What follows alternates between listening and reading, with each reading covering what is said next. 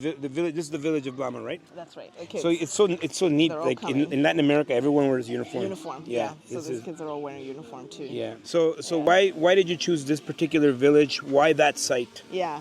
This particular village, because everything aligns for us to be able to do a project that works.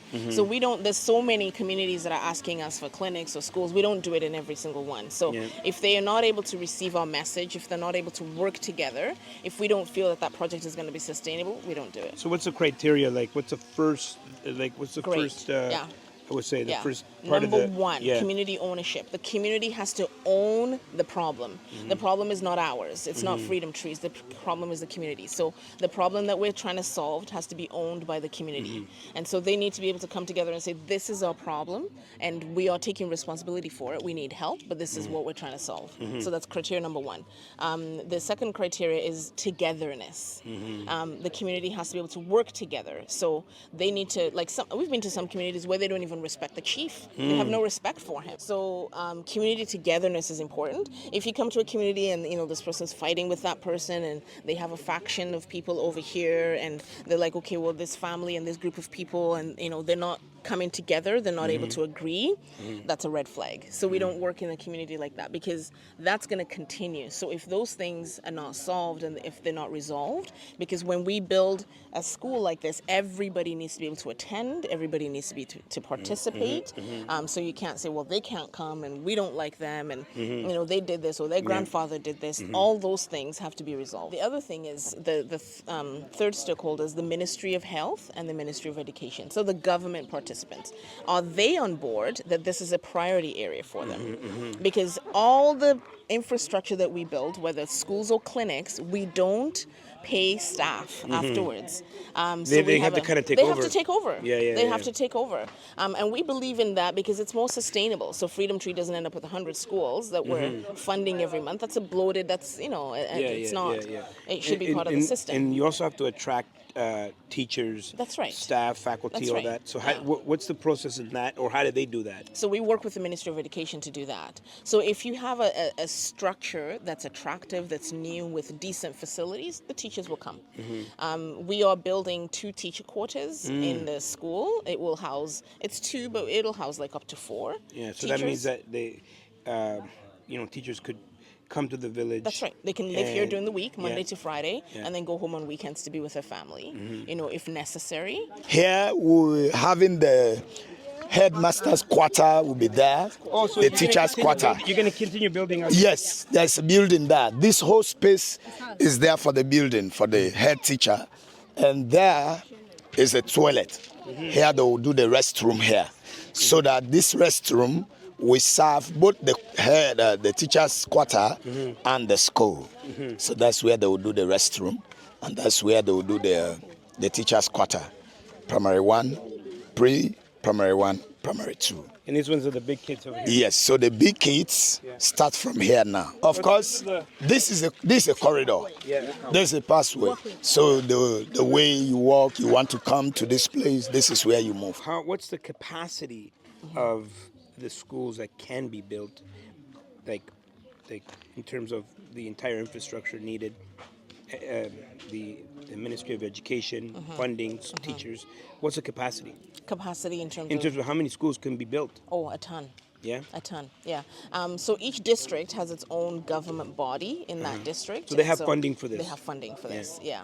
So, and part of it is sometimes they lack the funding for the infrastructure itself. Yeah. And so in terms of actually building, putting the building on. But once it's on, paying teachers a monthly salary, not a big deal. Because we can get funding, they can get funding for that. And they can get funding from the European Union or, different places to fund that. And so for this one, the teachers and the government, the education body, has promised and said, we will pay the teachers, and they're also going to do a feeding program.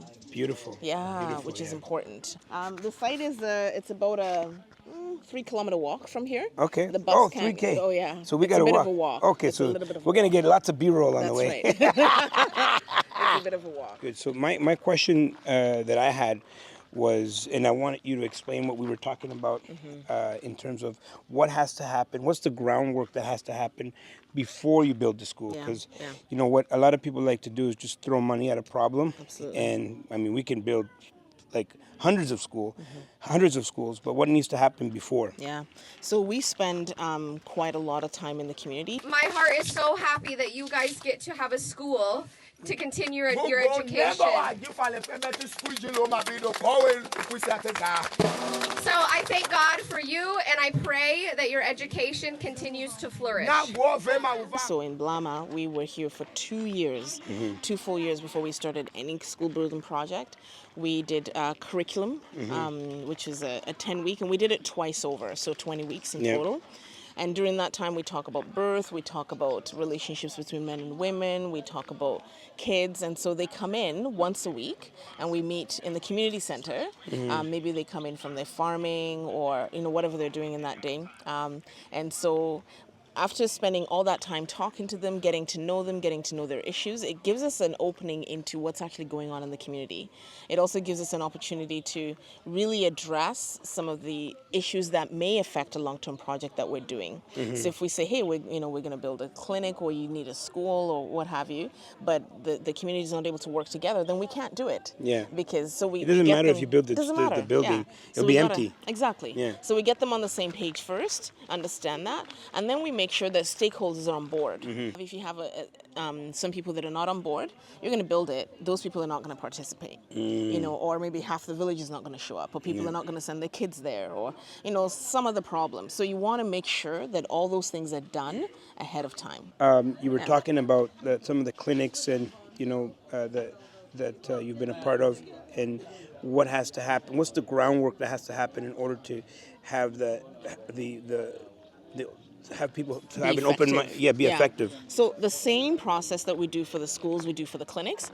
For the clinics, we place a lot more emphasis on FGM. So there's no point us building a clinic to try and get women to go give birth and babies to go see it when all the girls are still getting cut and FGM is still going on, because that is a huge contributor to maternal and infant mortality. So we do lots of groundwork, making sure that that practice is stopped, and that can take a couple years too. And so what's the process of that? Like, who do you talk to? What are the the So steps? we work with the women's leaders. So there's usually in the community probably about 4 or 5 women who are considered women leaders.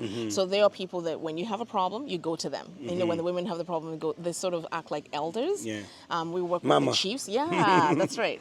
We work with the chiefs as well. And so they are also the decision makers. They decide what happens. They decide, how the kids are going to, whether or not they're going to attend the school, if they like it, or, what's going to happen with the women. And the chiefs have the power to make a law. So they have the power to say, hey, no longer are we going to cut our women in this community. So we talk to them first, and then we get the community on board. And it takes lots of visits, lots of time to go. And usually, for the most part, we get people, volunteers, who are passionate about the community, who understand the community and speak the local language. And so those are the types of people that we get to do the work. So it's not me doing the talking, because I'm a foreigner. Yeah. I'm a foreigner. And so a lot of times they don't even meet me until years after we've done the work, and they tell them about me, and I come and they go, oh, you, okay, welcome. But in the beginning, it has to be like, it kind of needs to be kind of led by them in a way. It has to be led by them. So,